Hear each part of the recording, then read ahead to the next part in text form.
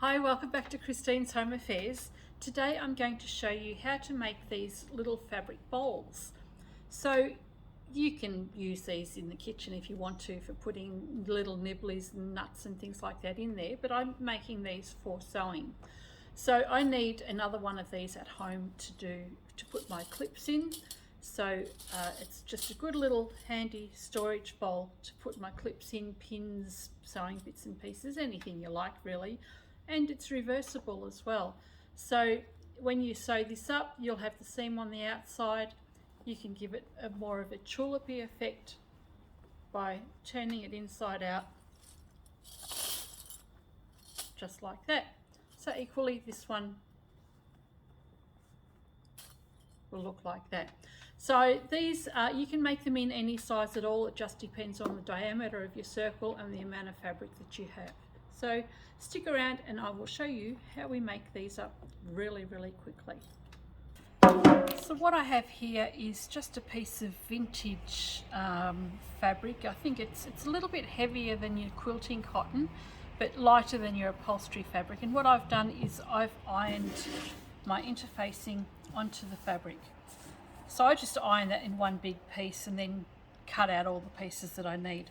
So I'm using a tin, you could use a plate. This one is about 20 centimeters in diameter. And I just want to make sure I've got enough fabric all the way around and trace that out.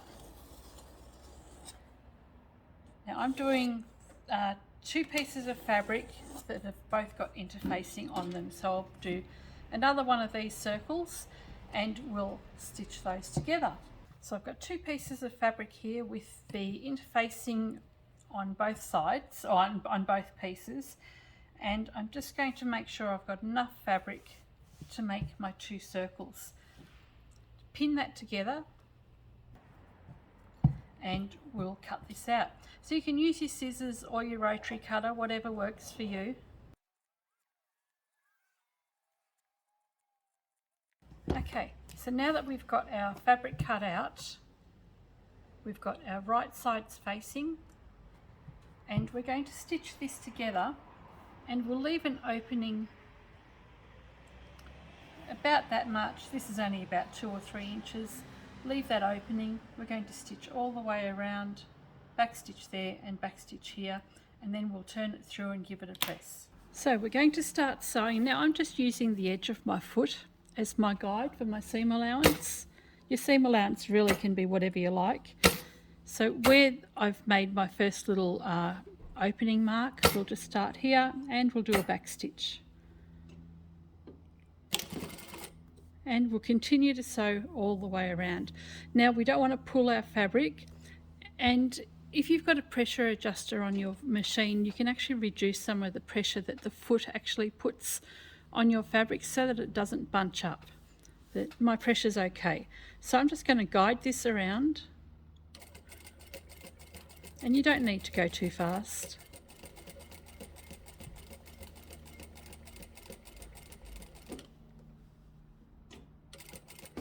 If you feel it's bunching up, lift your foot and back stitch when you get to the other drawn line, and this is ready to be turned through. But the really important thing that we have to do now is actually clip the edges. So when you're working with curves, you've got to clip your edges. I might just get some scissors. And clipping the edges just enables you to turn your fabric through and not have all these lumps and bumps. It'll give a neater circle.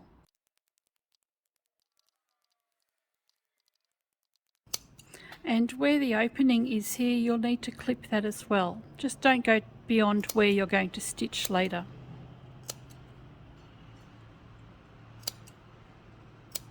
Okay, so now we can take the pins out and turn this through. And then when you've turned it through, just take your finger and run it around the edges, and you can see that the edges are nice and even, and that's because the edges have been clipped. So before I top stitch this, I'm going to take this to the iron and I'm going to press that down neatly And I'm also going to press these edges down the same width of my seam allowance.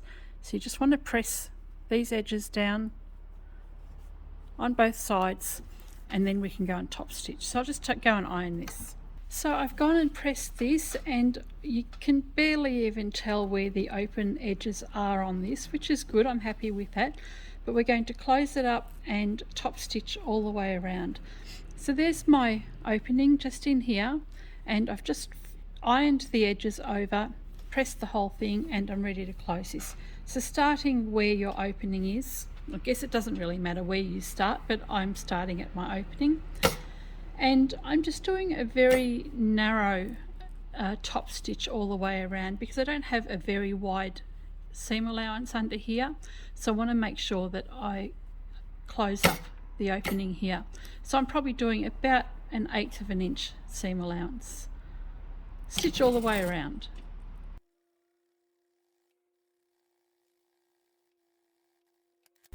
And there we go, we have a beautiful circle ready to be folded together and turned into a little basket.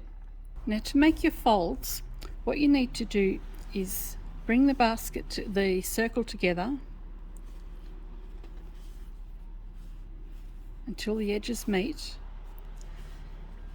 and on that fold there, I'm using a water or an air erasable pen. You can use anything, that a pencil that'll rub off, whatever's not going to remain there. And just on that fold, I'm putting a little mark, and at the opposite end I'm doing the same thing. So you can see the little mark just on either side there. Bring those 2 points together, match that up,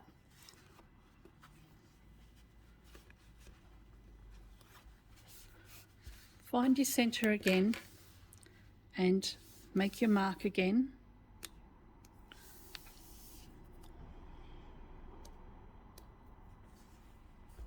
And then what we're going to do is bring this point, this mark, over to this one. So we just want these two facing each other, and we can put a little mark just in there so you can see that. This one goes over to this one. Try not to draw on your fabric.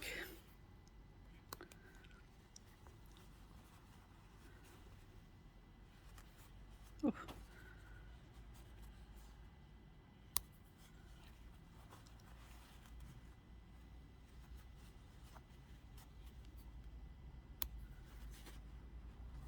There we go. So we've got 1, 2, 3, 4, 5, 6, 7, there's 8 points marked on our circle. With our clips, what we want to do now is bring these points together. So match up the dots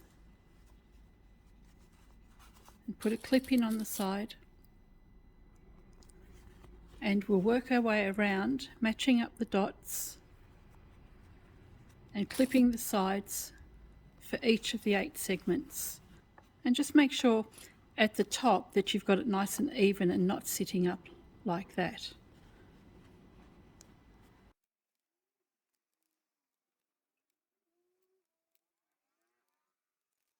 Okay, so there's our little basket, and you can see how that's starting to take shape.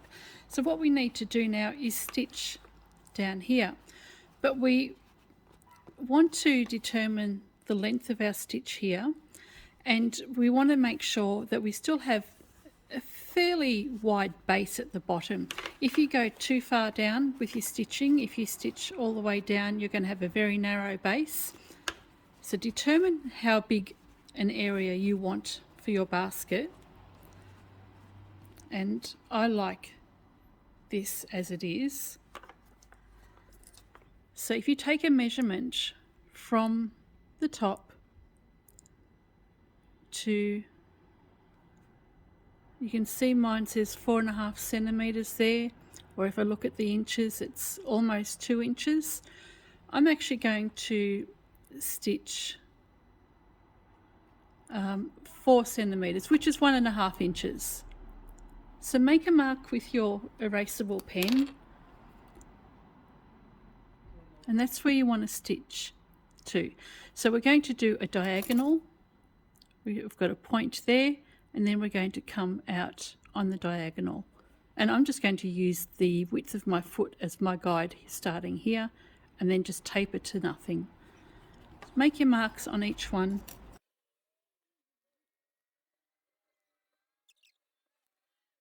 So once you've made your mark at the ends of the length that you want, we're going to take this to the machine now and stitch it down. So when we take this to the machine, you've got quite a lot of bulk just here because of the layers of fabric that have been folded over and top stitched. So when I start sewing, so that I don't go and break a needle or cause any damage to my machine, because some machines are a lot more sensitive than others. I use an industrial, so it really doesn't matter, I won't have an issue. But for yourself, if you've got a domestic machine, start where that fold over finishes. So we start sewing here, and then we'll taper down to nothing here. And just remember to do a back stitch there and at the end as well. Place your fabric under the machine.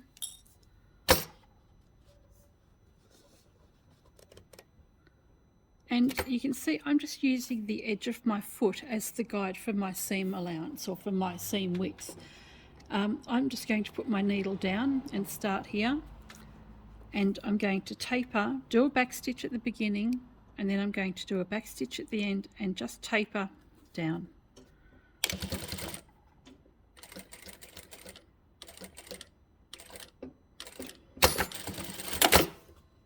And that's it. So I haven't started at the very top. I've started just a little bit below where the end of the fold over of the fabric starts or finishes. And we'll do that for all of the other 7 wedges.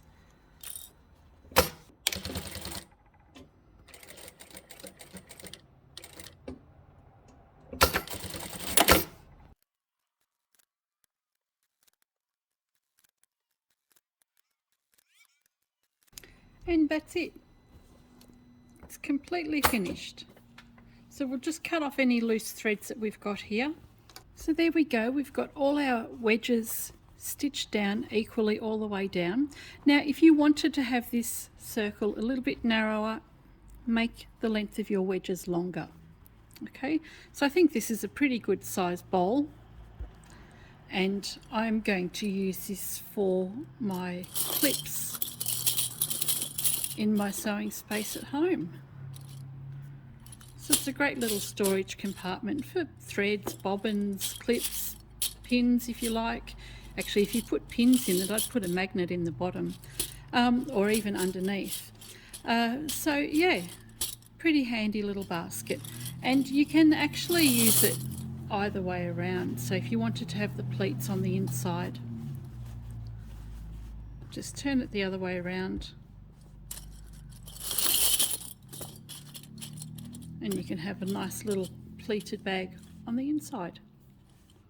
So, very quick project. So I hope you've enjoyed this video. It was just a really quick little project so that we can have more storage containers in our sewing room.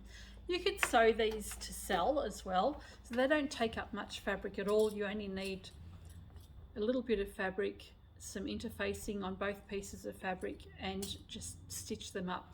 They probably take about 10, perhaps 15 minutes to make each.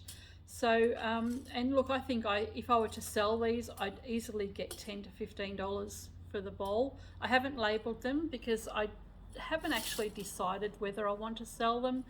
I've got too many other projects on the go, and yeah, haven't quite decided that. But anyway, you let me know what you think. Are you going to make these to sell, or are you going to gift them to other people?